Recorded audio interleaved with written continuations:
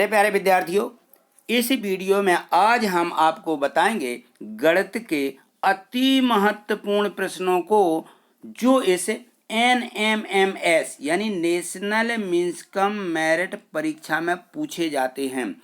इन गणित के प्रश्नों को हम पेयर वाइज करा रहे हैं और इसमें हमने ये गणित का जो है भाग 5 है। इसमें हमने उन प्रश्नों को शामिल किया है जो विषय से संबंधित हैं और इस परीक्षा में बार बार पूछे जाते हैं और इनको हल करने की भी आसान ट्रिक भी बताएंगे। तो देखते हैं इन प्रश्नों को। देखिए, तो यहाँ देखिए, इस प्रश्न को इस टाइप के प्रश्न परीक्षा में पूछे जाते हैं। यह प्रश्न परीक्षा में पूछा गया है। तो यहाँ देखिए दिया गया है घनमूल 27/64। ये घनमूल के लिए इस प्रकार से हम यहाँ 3 लिख देते हैं क्योंकि ये 3 की घात घनमूल होती है। तो यहाँ देखिए हमें इसका घनमूल निकालना है। संख्या हमें जो दी गई है ये है, इसका घनमूल निकालना है 27/64 का। तो देखिए 27 के हम गुणनखंड कर लेते हैं। 27 के गुणनखंड कीजिए तो इसमें यहाँ पे 7 2 9 यानी 3 का भाग जाएगा। तो 3 नाम 27, 3 का फिर से दे दीजिए तो 3 तिरका 9 और ये 3 के जो है एक जोड़ा, यहाँ पे एक पेयर यानी एक जोड़ा एक समूह बन जाता है। तो यहाँ इसकी संख्या हो जाएगी 3 × 3 × 3। ठीक है, ये 3 का एक जोड़ा निकल आएगा और दूसरी संख्या दी गई हमें 64। तो इस प्रकार से 64 के भी हम गुणनखंड कर लेंगे। तो यहाँ देखिए, यहाँ 2 का भाग चला जाएगा। 2 3 6, 2 दूनी 4, 2 का फिर से दे दीजिए। 2 एकम 2, 2 6 12, 2 का फिर से देना हमें। तो 2 8 16, फिर दे दीजिए 2 का भाग। 2 चौके 8, फिर 2 का चला जाएगा। 2 दूनी 4 और 2 का भाग फिर से देंगे तो 2 एकम 2। तो इस प्रकार से 2 2 के भी हमारे कितने 3 बन रहे हैं, लेकिन यहाँ 2 × 2 नहीं आ रहा है नीचे। तो यहाँ देखिए, यहाँ जाएगा 2 दूनी 4, यहाँ भी होगा 4 और यहाँ भी हो जाएगा 4। तो बटे में भी हमारा एक जोड़ा 4 × 4 × 4 इस प्रकार से मिल जाएगा। तो ये 3 का एक जोड़े में से हम 3 ले लेते हैं और बटे में भी हमारे 4 हैं तो बटे में आ जाएगा 4। तो हम देखते हैं कि ये 3/4 किस ऑप्शन में दिया गया है। तो यह दिया गया है हमें ऑप्शन ए में। ये हमारा ऑप्शन ये इसका जो है घनमूल होगा। तो हम उम्मीद करते हैं कि ये सभी प्रश्न आपको समझ में आ रहे होंगे। यदि इस टाइप के प्रश्न परीक्षा में पूछे जाएंगे तो आप इन्हें निश्चित ही हल कर लेंगे। तो देखिए अगले प्रश्नों को देखते हैं। तो यहाँ देखिए प्रश्न क्रमांक 2, इसमें दिया गया है कि 0.3 का घन यानी 3 पर 3 की 0.3 पर 3 की घात है, इसका मान क्या होगा। इसका मान हमें निकालना है।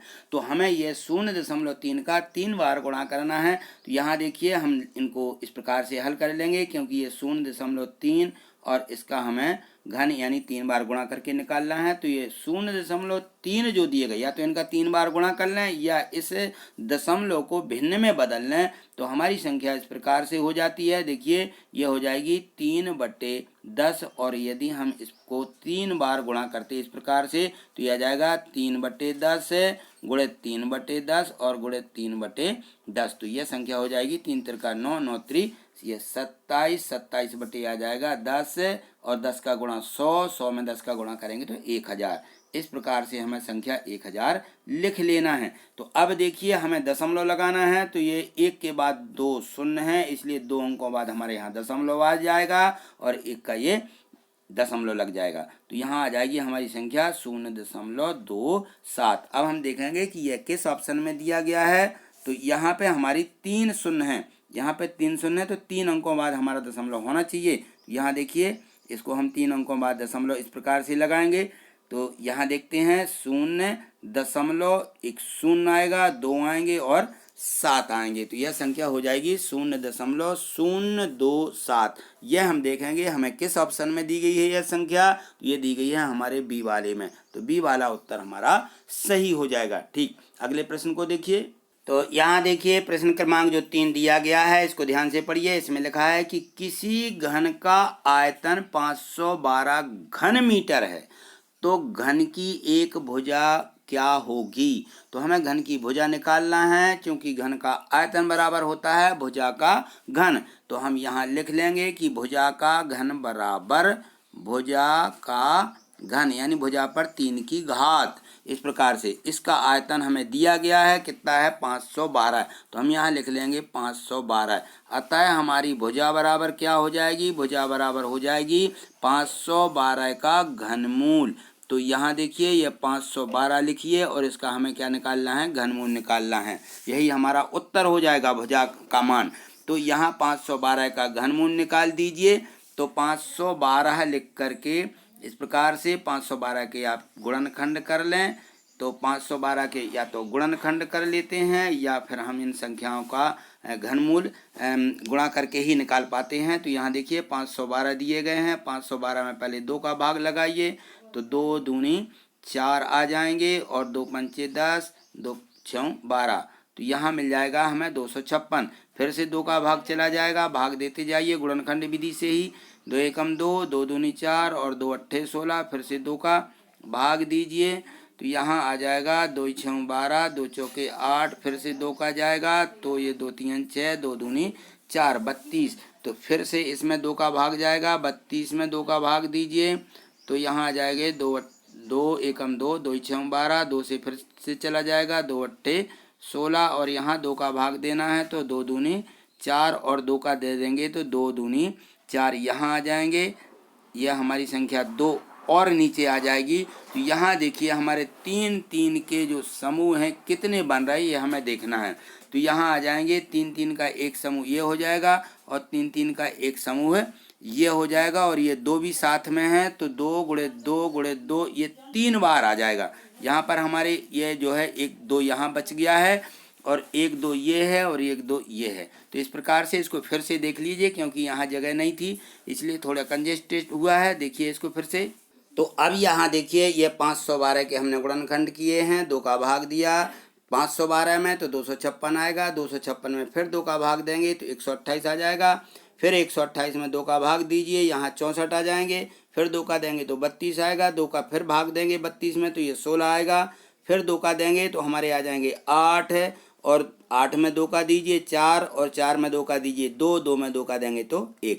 तो इस प्रकार से हमारे ये 512 के क्या हो जाएंगे, गुणनखंड हो जाएंगे। अब इन गुणनखंडों के हमें क्या बनाना है, जोड़े बनाना है 3 3 के समूह, क्योंकि हमें यहाँ पे घन मूल ज्ञात करना है। तो यहाँ देखिए 2 2 के जोड़े बनेंगे, यहाँ पे 2 2 के ये 3 बन जाएंगे, यहाँ भी 3 बन जाएंगे और यहाँ भी ये 3। तो 2 2 के 3 जोड़े बनते हैं तो हमारी भुजा का मान जो हो जाता है यहाँ पे हम संख्या निकाल लेंगे कि भुजा बराबर 2 गुणित 2 गुणित 2। यहाँ 2 2 के 3 समूह बने, 3 समूहों को हम घन में से बाहर निकाल लेते हैं तो घनमूल हमारी संख्या 2 गुणित 2 गुणित 2 प्राप्त होगी और ये 2 गुणित 2 यानी 2 दूनी 4, 4 दूनी 8। तो भुजा का मान क्या हो जाएगा, 8 हो जाएगा, 8 मीटर। तो इस प्रकार से हम देखें कि 8 मीटर किस में दिया गया है, यह दिया गया है हमें ऑप्शन नंबर सी में। तो सी में दिया है 8 मीटर। तो इस प्रकार से हमने इन प्रश्नों को हमें हल करना है। तो देखिए यहाँ पर जो गुणनखंड वाली संख्या आती है इनका हमें गुणनखंड ही निकाल करके हमें इसके घनमूल निकालना होंगे। ठीक, देखिए अगले प्रश्न को देखते हैं। सभी प्रश्न अति महत्वपूर्ण हैं इसलिए सभी प्रश्नों को जो है अंत तक देखिएगा। देखिए अगले प्रश्न को, यहाँ देखिए प्रश्न क्रमांक 5, इसको पढ़िए। इस टाइप के प्रश्न जो है परीक्षा में पूछे जाते हैं या प्रश्न परीक्षा में पूछा गया है। तो देखिए यहाँ इसको ध्यान से पढ़िए कि वह छोटी से छोटी संख्या ज्ञात करो जिससे यदि 675 में गुणा कर दिया जाए तो गुणनफल पूर्ण घन हो जाए।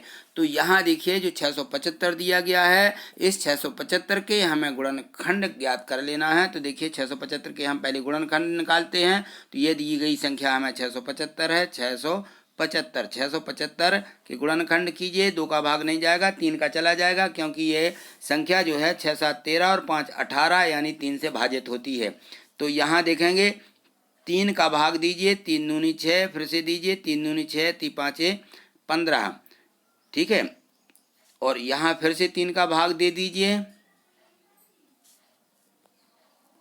तो यहाँ दीजिए 3 का भाग फिर से दे दीजिए, यहाँ आ जाएगा 3 एकम 3 और 3 7 21।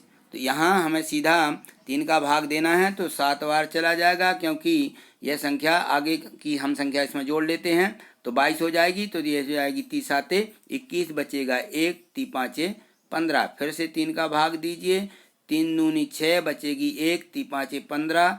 अब हमारा 3 का भाग नहीं जाएगा, अब हमें देना है 5 का भाग। तो 5 का भाग दीजिए, 5 25 और फिर से 5 का जाएगा तो 5 एकम 5। इस प्रकार से हमारे 675 के ये गुणनखंड आ जाएंगे। तो यहाँ देखिए हमें घन ज्ञात करना है कि वह गुणनफल ज्ञात करो जो पूर्ण घन बन जाए यह संख्या। तो यहाँ देखिए हम देखते हैं कि हमारी संख्या जो हमें प्राप्त हुई 3 गुणे 3 गुणे 3 और यहाँ आ गया हमारा 5 गुणे 5। तो इस प्रकार से देखिए जब हम कभी पूर्ण घन बनाते हैं संख्या को तो हमारी ये 3 3 के समूह बन जाते हैं। तो यहाँ देखिए 3 3 का एक समूह बना और यहाँ 5 5 का समूह नहीं बन रहा है, 3 का एक जोड़ा। तो हम यहाँ क्या करेंगे, एक 5 को हमें और चाहिए पड़ेगा, तो वह छोटी से छोटी संख्या जो है वह 5 होगी। तो यहाँ जो है यदि हम इसमें 5 का गुणा कर दें तो यह संख्या पूर्ण घन बन जाएगी, क्योंकि यहाँ 3 3 के समूह बन गए। तो ये जो 5 है यही हमारी संख्या छोटी से छोटी संख्या होगी। हम देखेंगे कि ये किस ऑप्शन में दी गई है। ये दिया गया हमें ऑप्शन ए में दिया गया है 5। तो इस प्रकार से हमें इन सवालों को हल करना है। तो मैं उम्मीद करता हूँ कि आपको ये सभी प्रश्न जो हैं अच्छे से समझ में आ गए होंगे। यदि आपको अच्छे समझ में आ गए होंगे तो आप इनको यदि परीक्षा में पूछे जाते हैं तो इनको आप हल भी कर लेंगे। बताइए वीडियो आपको कैसी लगी, एक बार कमेंट्स करके निश्चित यहाँ बताइएगा। यदि अच्छी लगी हो तो इसको लाइक कर दीजिए।